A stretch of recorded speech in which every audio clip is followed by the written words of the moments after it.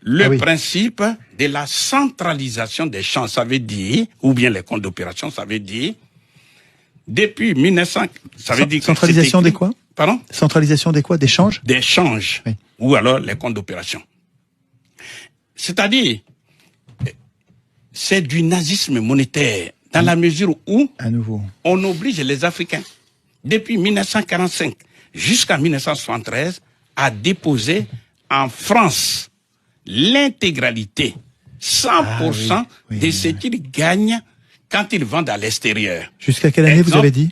73. 73. Et à partir de 73, c'est 50%, je crois, hein, c'est ça? Non. C'est curieux, c'est 65%? J'ai dit de 1945 jusqu'à 1973, c'est 100%. C'est 100%. S'ils ont gagné 1000 milliards de dollars, ils déposent dans un compte que la France a pu ouvrir pour eux. Nicolas, ici. Il faut juste que vous preniez, il me semble, pour ceux qui connaissent pas l'échange, il faut que vous preniez un exemple. En disant, par exemple, quand un pays de la zone CFA a réussi à vendre, par exemple, de son coton, à l'extérieur, il y a des devises qui rentrent. C'est ça qu'il faut expliquer. Et que ces devises, quand elles rentrent, c'est une richesse pour le pays, parce que normalement, ça va lui permettre d'acheter autre chose. Voilà. Et au lieu de s'en servir pour acheter autre chose, il faut qu'elle dépose cet argent, non pas dans sa banque centrale à elle, disponible pour participer au développement, mais il faut qu'elle le dépose dans une banque française, à la Banque de France. Donc, c'est au Trésor public français.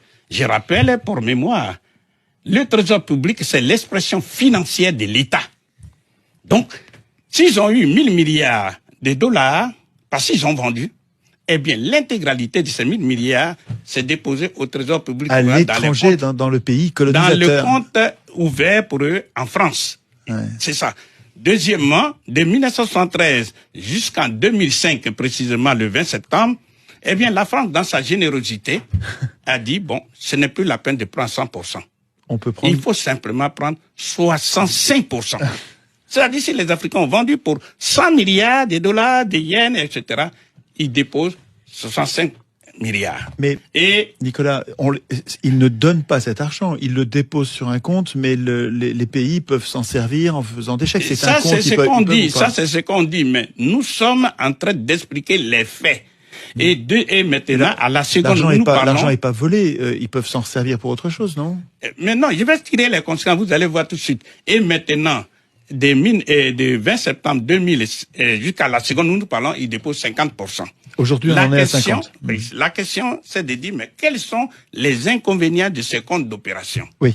Les inconvénients sont nombreux. La première conséquence est logique. C'est que ces pays ne peuvent pas utiliser leurs devises pour acheter les biens d'équipement, les machines, pour pouvoir transformer chez eux les matières premières. C'est pourquoi ils sont sous-industrialisés. Et c'est pourquoi ils sont pauvres, parce que pour développer un pays, il faut, certes, l'outil monétaire, parce que l'économie d'un pays se gère par deux outils. L'outil monétaire et l'outil budgétaire. Alors, ici, on va faire un petit peu. À ce moment-là, c'est du vol. On est obligé de déposer et on peut pas s'en servir pour acheter. Non, c'est-à-dire que j'arrive, comme il dit, il veut faire c'est-à-dire quand il dépose les devises, la France n'a qu'à appuyer sur sa machine qui se trouve à Chamalières, parce que ça aussi, il faut le savoir. Ça se trouve à Chamalières. Et elle produit des faux billets qu'on appelle le franc des colonies françaises d'Afrique. Donc la France récupère des devises étrangères et elle ne donne au pays en question que des francs CFA. Voilà, parce qu'il faut que les auditeurs le sachent. C'est encore pire que ce que j'imaginais. Il faut que les auditeurs sachent. Le franc CFA ne se fabrique pas en Afrique.